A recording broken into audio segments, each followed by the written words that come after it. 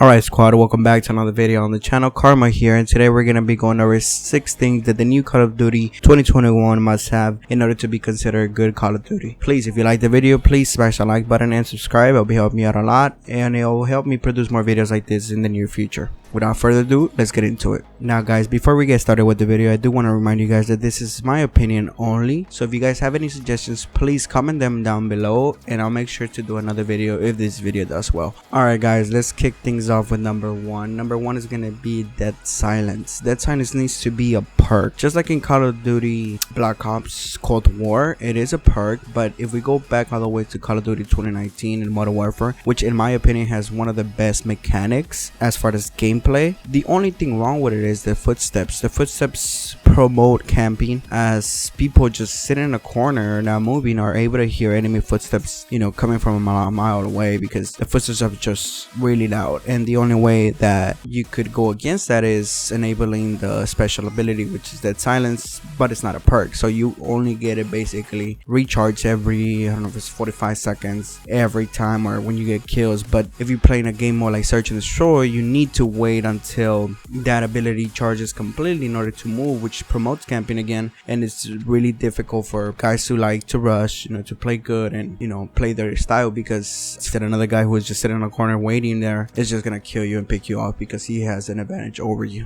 Another reason being, you're not able to hear your own footsteps, which is critical, because sometimes I can't tell you how many times have I died listening to my own footsteps, thinking there's an enemy right next to me, or even hear my friend's footsteps, you know, coming near me, and I think it's an enemy and I have to look at the minimap to make sure, and by that time I'm already dead. So Dead Silence needs to be a perk at launch so it could be a more smooth and joyful experience for everybody. Alright guys, number two is gonna be leaderboards and lobby leaderboards working at launch. I can't tell you how many times a Call of Duty has launched without the leaderboards working at the beginning. It's frustrating. I mean, honestly, if you play for any competitive, you know, reward or anything like that, which are the leaderboards, you're able to track your stats, you know. But most important, if you want to compare your stats to your friend's stats, or just to see how you're doing overall in that game or things like that, it's crucial for you to be able to see the leaderboards. But that hasn't been the case in the last Call of Duty, so I think that it needs to launch with a stable, accurate, and good leaderboard at launch, so people could track their stats, you know. Specifically, like I remember in Call of Duty Ghosts, the leaderboards were amazing. Like I was able to see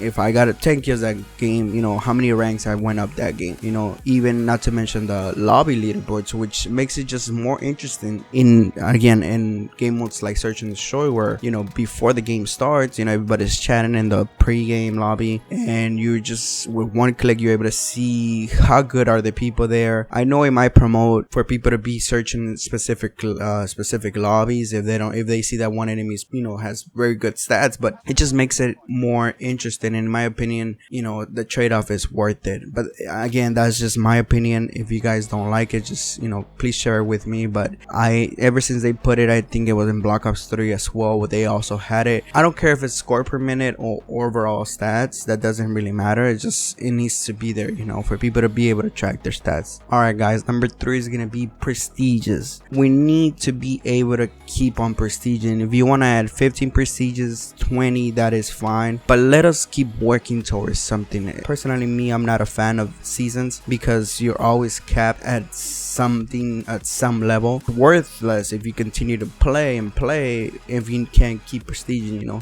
I'm not saying just put 10 prestiges and that say you're prestige masters. Once you reach prestige master, you could add another 1,000 levels if that's what you want, but at least let us keep on working. Because personally, me, I can't tell you how many times I have stopped playing because I reached the 3, like previously in Cold War, the first season I maxed out the 3 first prestiges, and then you're able to keep leveling it up, I think it was. But then you feel like you have to wait until the new season comes up in order for you to start earning new prestige icons, and that's let's face it, that's not interesting, that is not rewarding, that is what the majority of the people don't want. Okay, so please launch a prestige system where we're able to keep on grinding for things that we want, rewarding, you know, just like it used to be before. You used to prestige, you used to get a unlock token, you know, where you could unlock a gun or extra class slot, you know, things like that. But we need to get rid of the seasons, guys. All right, guys, number 4 is gonna be supply drops. I'm just kidding.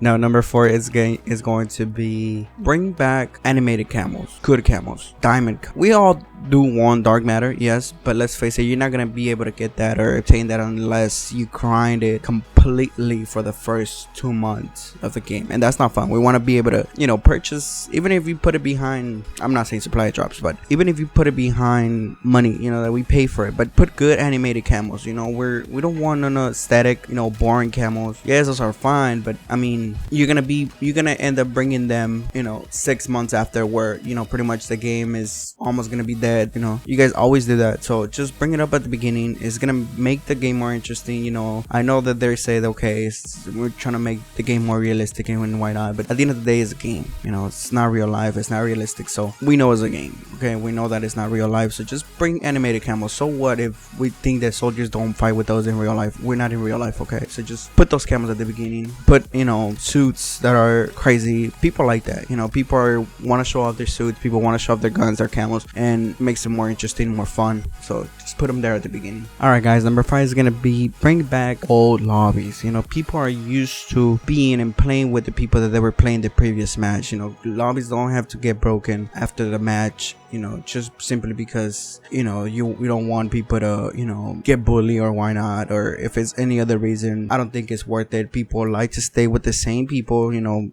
play a rematch without having to add the people, you know, after a match or start talking shit. Play again, you know, and continue to play until somebody decides to leave. You know, nobody's forcing them to stay with. If you're getting bullied, nobody's telling you to stay there. Just, you know, simply, if you don't like the lobby, back out, and that's it for you. You know, you go find another lobby where it's more friendly, but don't force that on people. If people don't want that, people want to keep on playing with the same people that they were playing with. You know, I remember those Modern Warfare 2, Modern Warfare 3 days, you know, Ghost days, where, you know, you'll run into a lobby, you'll play a match, and then even after the match, you could continue talking to the same people in the other team because they will stay there, and then the other match begin and things like that. Yeah, you lose 1 or 2 players after every other match, but for the majority, it'll build consistency. You know, you're able to get to know the players. Specifically, if you're playing a game mode, I remember back in the day, and Ghost used to be like searching the shirt where the player base was wasn't that big, so you're able to run into players that, you know, you maybe play like yesterday or the day before yesterday, and you're able to continue playing against them, and you know they're good, you know they're gonna start talking shit and why not. So it makes it interesting, you know, it gives you something to play for. That's what I mean. And the majority of people that are playing, you know, they're not playing because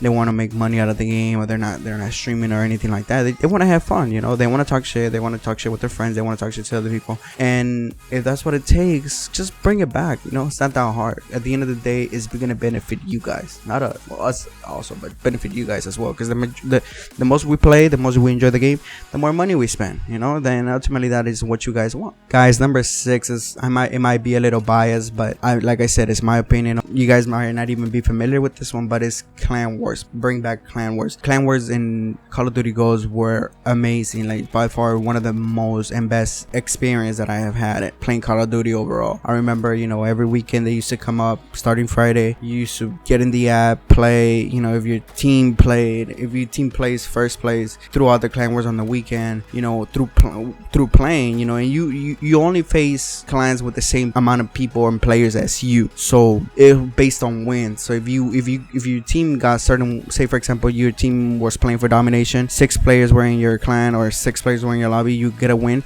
that'll count as 6 points basically. Whoever finished at the end through your clan, it was probably around 5 clans fighting for that first place, then you'll get a mask or a skin, which was either Warcry or I forgot the other name, but they look badass, and they essentially, if you had it used to be because you were good. That's at least that's what it kind of was trying, you know, it meant. But it was amazing, you guys. It was amazing, and I hope you guys bring it back. That might not happen again, but that's something that I would like to see back in Call of Duty. Guys, this concludes the 6 things that I would like to see in the new Call of Duty coming up this year. If you guys have any suggestions, if you think I missed something or you guys want to add something, please comment them down below. I'm gonna go ahead and do another video with it, so please go ahead and do so now. Again, if you guys are not subscribed, please subscribe and like the video. It helped me out a lot. I also stream 3 or 4 nights a week over on Twitch, so if you guys can please follow me there. I'm Karma TTV, and I'll see you next time. Thank you very much.